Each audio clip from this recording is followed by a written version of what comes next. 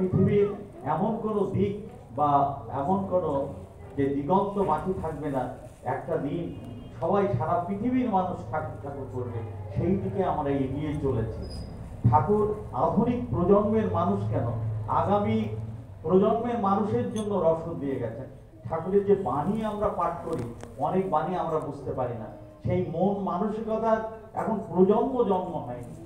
ঠাকুর তিনি নতুন নতুন কথা বলেছেন, বিগত মহাপুরুষেরা তার ধারের কাছে যাননি। ঠাকুর বলছেন, a child is born before 20 years of his birth।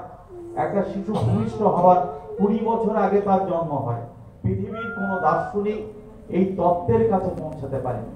আমরা ঠাকুরকে বললাম, ঠাকুর আপনার এই কথা তো বুঝতে পারলাম না, আজকে যে ভূমিষ্ঠ হলো শিশু, তার 20 বছর আগে কি করে তার জন্ম হয়?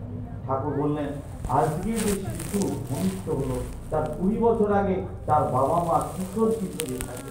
ওই দুটো জীবন পরিশুদ্ধ হতে হবে, চরিত্রবান হতে হবে, নিষ্ঠাবান হতে হবে, কর্মনিষ্ঠ হতে হবে, এবং 20 বছর তাদের মধুর মিলনের মধ্য দিয়ে একটা সুসন্তান আসতে পারে। আজকে ঠাকুর যে ম্যারেজ রিফর্মের কথা বললেন, পৃথিবীর কোনো অবতারই তিনি ম্যারেজ রিফর্মের তার ধারের কাছ দিয়ে যান।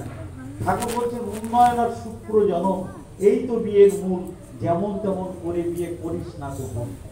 এই যে ম্যারেজ, ঠাকুর বলছেন বিয়ে দু প্রকার, সবর্ণ বিবাহ, অসবর্ণ বিবাহ। অসবর্ণ বিবাহ আবার দু প্রকার, অনুলোম অসবর্ণ, প্রতিলোম অসবর্ণ। এই যে অনুলোম প্রতিলোম কি, সমাজটা দাঁড়িয়ে আছে 4টে বর্ণের উপরে, ব্রাহ্মণ, ক্ষত্রিয়, বৈশ্য, শূদ্র। একটা বিপ্র, তাকেও ব্রাহ্মণ হতে হয়। একটা ক্ষত্রিয়, তাকে সাধনা বলে, তাকেও ব্রাহ্মণ হতে হয়। একটা বৈশ্য, তাকেও ব্রাহ্মণ হতে হয়। সেই জন্য শাস্ত্রে বলছে, জন্ম হলেই সেই একজন বিপ্রের ঘরে জন্ম হলেই সে কিন্তু ব্রাহ্মণ হয় না। শাস্ত্র কি বলছে, জন্মনি যাইতে শূদ্র সংস্কার দ্বিজ উচ্চতে। জন্ম হয় শূদ্র রূপে, সে জন্মগ্রহণ করে। দেখবেন 12 বছর বা 8 বছরের যে নিয়ম রয়েছে, যখন উপবীত ধারণ করবে তখন সে ব্রাহ্মণত্বে উন্নীত হয়।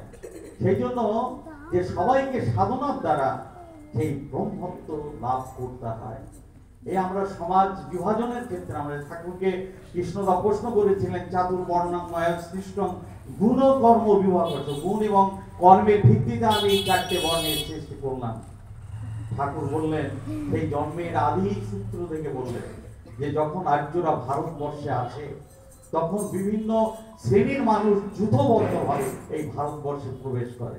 তারা এখানে একটা বিস্তৃত ভূমি লাভ করে। সেই ভূমিতে বলছে, আমাদের বেঁচে থাকার জন্য এই ভূমিকে কর্ষণ করলে সোনার ফসল আমরা ফলাতে পারি।